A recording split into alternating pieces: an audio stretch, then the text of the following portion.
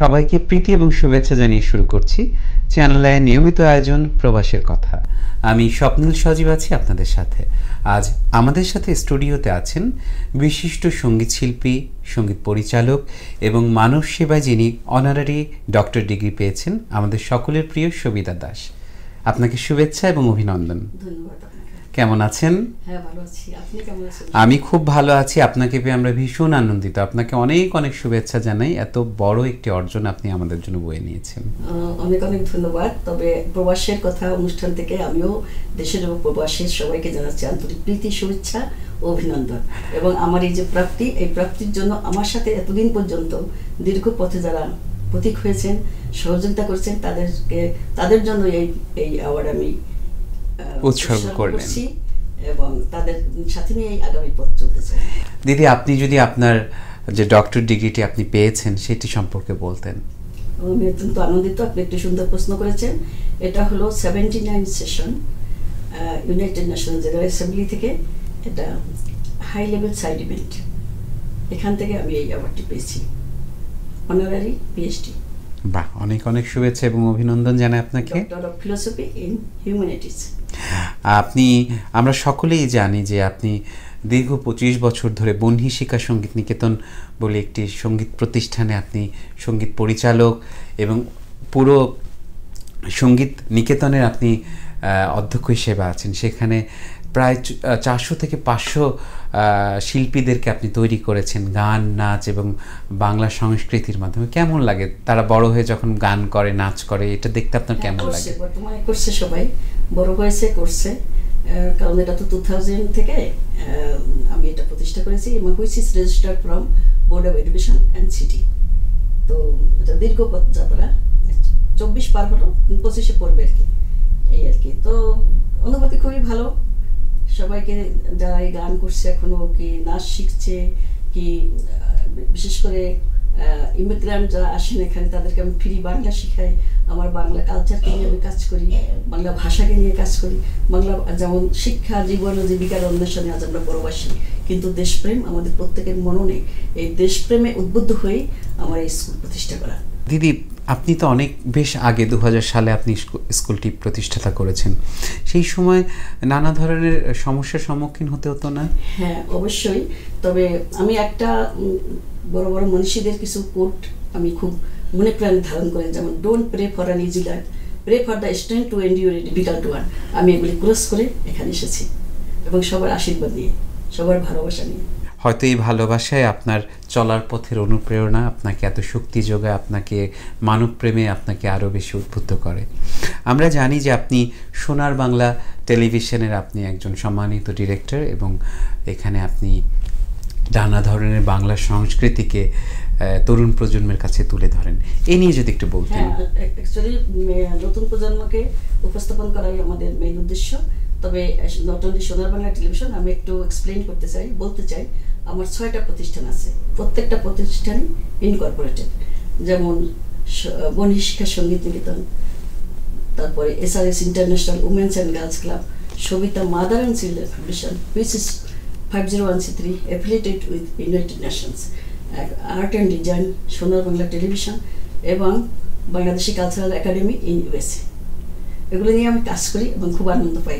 সবাই আমাকে সঙ্গ দেয়, সবার সাথে থাকতে পেরে আমারও খুব ভালো লাগছে, কাজ করতে পেরে আমাকে ভালো লাগছে। তবে এত স্মুথ ছিল না যখন আমরা প্রথম দিকে এসেছি। আমাদের অনেক সংগ্রাম মুখর আমাদের জীবন ছিল, অনেক সংগ্রাম করে তারপর আমরা একটা পজিশনে পৌঁছেছি। তবে অদম্য ইচ্ছা থাকলে কোনো কিছুই আটকায় নেই পৃথিবীতে। বাকিটা মূল্যায়ন করা হলো মানুষের দায়িত্ব। অবশ্যই আপনাকে মানুষ ভালোবাসে। আপনার এত এত শিক্ষার্থী আপনার কাছে গান শেখে, আপনার কাছে বাংলা সংস্কৃতি শেখে। তো এটা তো একদিনের একটা ধারাবাহিক প্রসেস না। আপনার এতটা দিন ধরে আপনি মানুষের ভালোবাসাই তো এত কিছু ফর্ম করতে পেরেছেন। কথা আছে না, don't pray for an easy life, pray for the strength to endure a difficult one. অবশ্যই অবশ্যই। কোনো কিছুই আসলে আমাদের সহজ নয়। যে কোনো কঠিন কাজকে সহজভাবে তৈরি করাই আমাদের মূল লক্ষ্য এবং চলার পথে প্রেরণা হিসেবে কাজ করে। দিদি, একটা জিনিস জানতে চাই যে আপনি এত কিছু করেন, আপনার জীবনটা অনেকটাই মানব সেবার জন্য আপনি দিয়ে গেছেন। এর মধ্যে পরিবারকে সময় দেন কিভাবে? পরিবারকে অ্যাকচুয়ালি আমি এখানে এসেছি 1981-এ। আমার বাচ্চারা খুব ছোট ছিল। আমার হাজব্যান্ড ডাক্তার প্রভাত দাস, বাংলাদেশেও ডাক্তার ছিলেন, উনি অ্যাডমিনিস্ট্রেটিভ প্রফেসর ছিলেন বাংলাদেশে। এখানে এসেও উনি পড়াশোনা করে আবার নতুন করে এখানে লাইসেন্স পেতে হয়। তবে এই পর্যন্ত আমি খুব সহযোগিতা করেছি তাকে। আমি নিজেই একটা জব করতাম, আমি রিটেল ম্যানেজমেন্ট কোম্পানির ম্যানেজার ছিলাম। তো এগুলি করে যখন আমি মোটামুটি একটু এস্টাবলিশ হলাম অর্থনৈতিকভাবে, ফাইন্যান্সিয়ালি, তখন থেকে আমি এই মানব সেবার দিকে মানে এই অর্গানাইজেশনগুলো আস্তে আস্তে প্রতিষ্ঠা করেছি এবং এগুলো সবই কার্যক্রম প্রতি বছরই চলতে থাকে। বাহ। দিদি, আপনার একটা ফাউন্ডেশন আছে, সেই ফাউন্ডেশনের কার্যক্রম নিয়ে যদি একটু বলতেন। ফাউন্ডেশনের কার্যক্রম, আমার ফ্যামিলি অ্যাকচুয়ালি ডাক্তার ফ্যামিলি। আমার পুত্রবধূরা ডাক্তার, ছেলেরা ইঞ্জিনিয়ার, ডাক্তার, তারপরে আত্মীয় শুধু মোটামুটি আমরা free treatment and free medication এগুলো, তারপর মনে করেন যে সাইকোলজিভাবে লজিক্যাল কিছু অ্যাডভাইস দেওয়ার চেষ্টা করি উইদাউট ফি। এগুলো হলো আমাদের ক্লিনিকও আছে। তো সব মিলিয়ে এইভাবে করি আর কি, সহযোগিতা করে, ফ্যামিলির সহযোগিতা 100% আমার সাথে আছে। অনেক দিন ধরে আপনারা প্রবাসে আছেন, দেশকে তো অবশ্যই মনে পড়ে। অবশ্যই দেশকে মনে পড়ে বলেই তো দেশের সংস্কৃতিকে আপনারা বিদেশের মাটিতে তুলে ধরছেন এত কষ্ট করে, এত সুদৃঢ়ভাবে। কখনো কি মনে হয় যে দেশে গিয়ে আবার ওখানে কিছু করবার, দেশের মানুষের জন্য কিছু করবার? দেশের মানুষের জন্য তো করতেছি, এখান থেকে করা যায় না? এখান থেকে আমার কার্যক্রম আছে, যার যার এরিয়ায় আমার সাধ্যমতো লিমিটেশন অনুসারে আমি কাজ করে যাচ্ছি। এগুলো তো এত শর্ট সময়ের ভিতরে অনেক কিছু বলা যায় না, তবে আমি কাজ করে যাচ্ছি দেশের জন্য। সেখানেও আমাদের পাড়া প্রতিবেশী যারা আছে আমরা হেল্প করার চেষ্টা করি, বলতে চাই না, নানানভাবে হেল্প করি। বুঝতে পেরেছি, আপনি অর্থনৈতিকভাবে, আপনি মানসিকভাবে তাদেরকে আপনি সহায়তা করছেন। তারপর যখন যাই অনেক কিছু দিয়ে সাহায্য করি, ক্লোদিং, ফ্রি, বললাম যে ফ্রি মেডিকেশন, এখান থেকে আমরা অনেক কিছু নিয়ে যাই। এগুলো সবকিছু আপনি আসলে মানুষকে জানাতে চান না, কিছুটা আড়াল রেখেও আপনি সহায়তার হাত বাড়িয়ে দিতে চান। আমরা অনেক সহযোগিতা করেছি এখানকার মানুষকে, সাংঘাতিকভাবে করেছি। দিদি, আপনি তো অনেক দিন ধরে এখানে কালচারাল পার্সোনালিটি হিসেবে আছেন, তো এখানে বাংলা সাংস্কৃতিক অনুষ্ঠান করতে গেলে কি কি অব্লিগেশনের মধ্যে পড়তে হয় বলে আপনার মনে হয়? অব্লিগেশন কিছু নেই, we are very smooth, person to person vary করে। আমরা যারা কালচারাল মাইন্ডেড, আমাদের মন অনেক উদার থাকা উচিত। এই উদারতা নিয়ে যদি সামনে আগাতে পারি, তাহলে আমরা যা পিছিয়ে পড়া যারা আছে বা নতুন যারা আসছে তাদেরকে একটু স্কোপ দেওয়া, তাদের জন্য একটা প্রোগ্রাম অ্যারেঞ্জ করা, এগুলো আমরা করতে পারি চাইলে।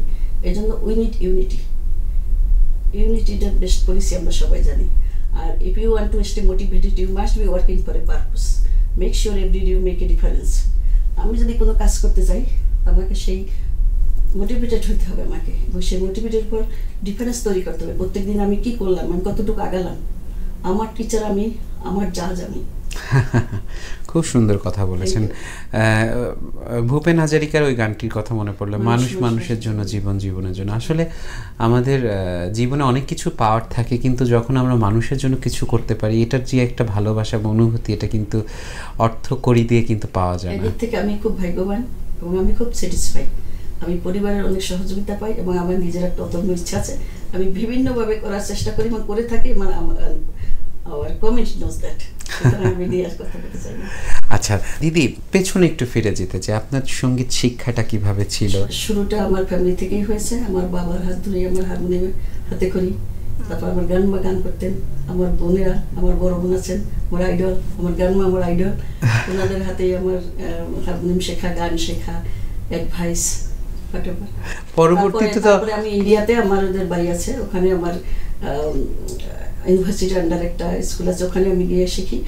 এখানেও আমি শিখছি এবং শিখে যাচ্ছি, এখনই শেখার। এখন আমি আপনি তো ক্লাসিক্যাল শিখেছেন পণ্ডিত রামকানাই দাসের, উনি লাস্ট টিচার ছিলেন। উনি আমাদের বাড়িতেও গিয়েছেন, বাড়িতে গিয়ে আমাকে ক্লাস করাতেন বা আমিও আসতাম ওনার কাছে। ওনার সাথে আমার খুব সুসম্পর্ক ছিল, অত্যন্ত। উনি খুব ভালোবাসতেন আমাকে, খুব স্নেহ করতেন। এই যে আপনারা যখন গান শিখেছেন, এই যে আপনি বললেন যে আপনার আপনার বোন আপনার অনুপ্রেরণা, আপনার দাদি আপনার অনুপ্রেরণা, আপনার গুরুরা আপনার অনুপ্রেরণা, এখানকার যারা প্রবাসী বাচ্চা, তারা তো আসলে অনেকটাই বিদেশি অবয়বে বড় হয়, তাদের মধ্যে কি সেই রেসপেক্ট বা গুরু শিষ্যের পরম্পরাটা খুঁজে পান? হ্যাঁ, আমি দেখতেছি আগে থেকে একটু কমে আসছে, যেটা সত্যি বলতে অসুবিধা নেই। সেই 91 থেকে 91 আমি এখানে এসেছি, তো তার আগে 2000 আগেও আমি কিছু কিছু ঘরোয়া আমি শিখতাম, যা আমার বাড়িতে যারা ভাড়াটা থাকতো এদের শিখাতাম, কিন্তু সেই ডেডিকেশন এখন একটু কমে যাচ্ছে। বিশেষ করে যখন তারা 6-7 গ্রেডে ওঠে তখন থেকে আর গানটা তেমন একটা শিখতেছে না, বরং নাচটা করতেছে। হ্যাঁ, নাচটা করতে যায় বান্ধবীরা মিলে মিউজিকের তালে একটু জাস্ট এনজয়িং টাইম। গানটার উপর ডেডিকেশন খুব কম স্টুডেন্টের আছে, তবে আগে যারা শিখেছে তারা অলরেডি তারা এখন শিল্পী। দিদি যেটা হয়, তবে আরেকটা কথা, সবসময় আমি কৃতজ্ঞতা জানাই প্যারেন্টসদের প্রতি, ওনাদের সহযোগিতা ছাড়া আমরা এক পাও আগাতে পারি না। ওনারা আমাকে সাংঘাতিক হেল্প করেছেন, লাইক এ ফ্যামিলি মেম্বার। সেটাই, কারণ এখানে তো কোনো বাচ্চাকে চাপিয়ে দেওয়া যায় না, তাদের ইচ্ছার উপর ডিপেন্ড করে সব কিছু, যে তারা কোন ধারায় যাবে। দিদি আপনি তো অসংখ্য সম্মানে সম্মানিত হয়েছেন, তার মধ্যে কিছু সম্মানের কথা যদি আপনি আমাদের সাথে শেয়ার করতেন। থ্যাংক ইউ সজীব, আপনি এত সুন্দর একটা প্রশ্ন করেছেন। আমি এখানে মেইন স্ট্রিমের সাথে আমি কাজ করি, ওখান থেকে আমি একদম 2007 আমি ফার্স্ট সিটি সাইটেশন অ্যাওয়ার্ড পেয়েছিলাম, ওটা থেকে শুরু হয়। তারপরে এই যে 1 বছর আগে ওই যে সাইটেশন অ্যাওয়ার্ড বড় হল থেকে, মেয়র অফিস থেকে এগুলো পাচ্ছি। তারপরে প্রোগ্রামেশন অ্যাওয়ার্ড পেয়েছি অ্যাসেম্বলিম্যান থেকে, অফিস থেকে, কারণ আমি কাজ করি ওখানে। আমি ফার্স্ট আমি ইন্টারন্যাশনাল মাদার ল্যাঙ্গুয়েজ ডেটা পালন করেছি। আমার লোকাল যে জেনারেল অ্যাসেম্বলি, আমার উনি যে ছিলেন কষ্টা কনস্টিটিউয়েন্ট, ওনার আন্ডারে আমি নিয়ে আমাদের ডেকেছেন আর কি। আমার টিম নিয়ে গিয়ে ওখানে আমি সেই শীত -ডিগ্রি টেম্পারেচারে আমরা ইন্টারন্যাশনাল মাদার ল্যাঙ্গুয়েজ ডে পালন করেছি। করতে হয় সব জায়গাতেই। ইউনাইটেড নেশনে আমি বহুবার করেছি। আমি যখন প্রথম দিন ইউনাইটেড নেশনে গেছি, সেদিনই আমি বাংলাদেশের জাতীয় সঙ্গীত করেছি উইলিংলি, কারণ আমি বসা ছিলাম, তো আমাকে ডেকে সামনে দিল, কেন যাই না ফার্স্ট সিটে। নেওয়ার পরে দেখে একজন ব্ল্যাক ম্যান গান করতেছি, তখন আমি তো গান করি, আমি পারবো না, তখন তারও আমি ইয়াং ছিলাম, তো আমার এরকম একটা শখ জাগছে। তারপর আমি গেলাম, যাক আমি ম্যানেজ করে ফেললাম এটা। তারপরে তখন আমি বললাম কি, তোমরা বলো যে আমি তখন ভাবলাম আমি কি গান করবো, তখন আমি কেন করবো, বাংলাদেশের জাতীয় সঙ্গীত করি আমাদের। তখন আমি বললাম যে তোমাদের ল্যাঙ্গুয়েজ থেকে বলো, আমার ল্যাঙ্গুয়েজ হয়তো বুঝতে অসুবিধা হয়তো প্রোনাউন্সিয়েশন, তো তুমি বলো যে বাংলাদেশের জাতীয় সঙ্গীত, এবং এটা গাইতে গেলে দাঁড়াতে হয়। তা অ্যাটেনশনটা আমি পেয়ে গেলাম, দাঁড়িয়েছে, এবং তখন আমি বাংলাদেশের জাতীয় সঙ্গীত পরিবেশন করেছি। এখন যখন শেষ হয়েছে তখন সবাই খুব আমার কাছে এসছে এবং বলছে, girl you did it, girl you did it. বাহ, এভাবেই আপনি আমাদেরকে অনুপ্রাণিত করেন, আপনি বাংলা সংস্কৃতির ধারাকে আরও দূরে নিয়ে যান, এই শুভকামনা জানাই আপনাকে। অবশ্যই, ধন্যবাদ। দিদি, আমরা তো জানি যে আপনি কমিউনিটি অ্যাক্টিভিস্ট হিসেবেও কাজ করছেন, এবং আপনি একজন সফল ওমেন এন্টারপ্রেনার হিসেবেও কাজ করছেন। তো এই ধরনের কাজ যখন করেন, এতগুলো কাজ আপনি একসাথে করছেন, আপনার কি মনে হয় না যে এখানে যারা নারীরা এই ধরনের কাজ করতে চায়, তাদের কি আরও কি কি জিনিস মাথায় রাখলে তারা এই কাজগুলো সুন্দরভাবে করতে পারবে? প্রথমে মাথায় রাখতে হবে, gender equality is not a woman issue, it's a human issue. এটা যখন সে বুঝতে পারবে তখনই সে সামনের দিকে এগিয়ে যাবে। এটা যতক্ষণ না বুঝতে পারবে, যতক্ষণ সে ঘরে নিজেকে বন্দি করে রাখবে, নিজের জন্যই হোক আর অন্য প্রয়োজনই হোক, এখান থেকে বেরিয়ে আসতে হবে। এখন উম্যান এম্পাওয়ারমেন্টের যুগ, আপনি তো জানেন বিশ্বজুড়ে। সুতরাং নিজেকে মানসিকভাবে তৈরি করতে হবে, কারণ এখন গুগলের যুগ, ফেসবুকের যুগ, ইন্টারনেটের যুগ, আই মিন ইউটিউবের যুগ। আপনি কোনোরকম একটু এটার ভিতরে গেলেই সব কিছু শেখা যায়। আমি মনে করি education is the most powerful weapon which you can use to change the world. Nelson Mandela has rightly said, yes, education is the key to eliminate all problems. If you want to grow and be successful, then you need to be education. Perfect. Education ছাড়া কিছু হবে না। সেটা আসলে এডুকেশনের কোনো বয়স নাই, টাইম নেই। আমি মনে করি এটা বলাটা ঠিক না বোধহয়, তারপর বলবেন আমি আমার দেখা যায় যে আমি ইন্টারনেটে আছি, বাট আমি স্টাডি করি, আমি শিখি, ইংলিশ শিখি, তারপরে অনেক কিছু শেখার চেষ্টা করি। কোথায় জ্ঞানের উপরে তার কিছু নেই। আর এখন তো খুব সহজে আমাদের মোবাইলের মধ্যেই পুরো বিশ্ব চলে এসছে। শিখতে হবে, কাজ করলে, শিখলে, অনেস্ট থাকলে, হার্ড ওয়ার্ক করলে, আমাকে কোনো আওয়াজ করতে হবে না, আমার সাকসেস আমাকে আওয়াজ করে শোনাবে।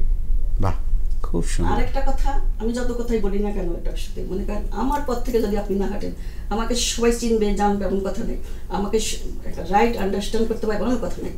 আই ডোন্ট কেয়ার, বাট কথা হলো আমার পথে চলতে হবে। আমরা যদি না পথে চলে, আমি যে পথটা থেকে চলাম সে তো আমার পথটা জানে না, তবে জানতে হবে, মূল্যায়ন করতে হবে মানুষকে। নিজেকে মূল্যায়ন করো আর অন্যকে মূল্যায়ন করতে শেখো।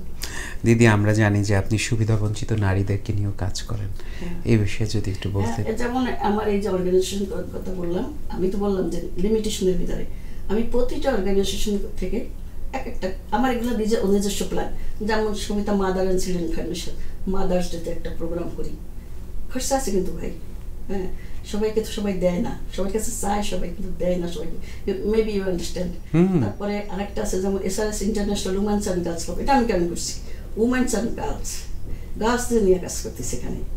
এরকম এক একটা এগুলো যে 6টা অর্গানাইজেশন করেছি, এটা একটা মাথায় রেখেই করেছি যে আমি কীভাবে হাইলাইট করলাম এখানে ইয়ং মেয়েদেরকে, তাদের যদি ডাকি, যখন আসে তারা গান শিখে, নাচ শিখে, এটা একটা আনন্দ। দেওয়ার ভিতরে আনন্দ, পাওয়ার ভিতরে আনন্দ কম, দেওয়ার ভিতরে আনন্দ। আপনার এই ভালোবাসা, এই আন্তরিকতা ছড়িয়ে পড়ুক নারী থেকে নারীদের মধ্যে, দেশ থেকে দেশের মধ্যে, পুরুষ থেকে পুরুষদের মধ্যে। আমরা অনেক অনেক শুভকামনা এবং শুভেচ্ছা জানাই। আপনার সকল স্বপ্ন যেন আরও আলোর মুখ দেখুক, আপনি আরও সম্মানিত হন, আমাদের বাংলা সংস্কৃতির বাঙালিদেরকে আপনি সমৃদ্ধ করেন। এই ভালোবাসা এবং দোয়া আপনার জন্য রইল। আপনি খুব ভালো থাকুন। চ্যানেলের দর্শকদের জন্য যদি আপনি শেষ কথা বলতেন। আর কথা বলার ছিল, আমার অ্যাওয়ার্ড নিয়ে আমি বলতে পারি না। আমি 2023 46 প্রেসিডেন্ট জো বাইডেন থেকে আমি 2টা গোল্ড মেডেল পেয়েছি, 2টা gold certificate plus complimentary letter. তো আরও অনেক প্রাপ্তি আছে। ইউথের উপরে আমি প্রোগ্রাম শুনে অ্যাওয়ার্ড পেয়েছি। এভরিথিং আমি 2009 থেকে আমার যাত্রা শুরু, ইন্টারন্যাশনাল, ওখান থেকেই আমি অ্যাওয়ার্ডগুলো বেশি পাচ্ছি। প্লাস আমি এখানে মেইন স্ট্রিম থেকেও তো পাচ্ছি, আপনাকে আগেই এক্সপ্লেন করেছি। তারপর লোকাল কমিটির লোককেও আমি ধন্যবাদ দেই, লোকালে যারা আছেন বিভিন্ন সামাজিক এবং সাংস্কৃতিক অর্গানাইজেশন, ওনারাও আমাকে সময়ে সময়ে বিভিন্ন অ্যাওয়ার্ডে ভূষিত করেছেন। আমি সবার প্রতি কৃতজ্ঞতা জানাই এবং অল দ্য এন্ডে আমি চ্যানেল আইকে প্রতি বিশেষ কৃতজ্ঞতা জানাচ্ছি, ধন্যবাদ জানাচ্ছি। দেশে প্রবাসে যারা আমাদের এই অনুষ্ঠান দেখছে সবাইকে অনেক অনেক ধন্যবাদ। আপনি অনেক ভালো থাকুন, সুস্থ থাকুন এবং আপনার জন্য অনেক শুভকামনা। ধন্যবাদ আপনাকে। প্রিয় দর্শক, আগামী পর্বে আবার দেখা হবে আপনার কোনো প্রিয় অতিথিকে নিয়ে। আপনারা সকলে ভালো থাকুন, সুস্থ থাকুন, বাংলা সংস্কৃতির সাথেই থাকুন, চ্যানেলের সঙ্গেই থাকুন। ধন্যবাদ।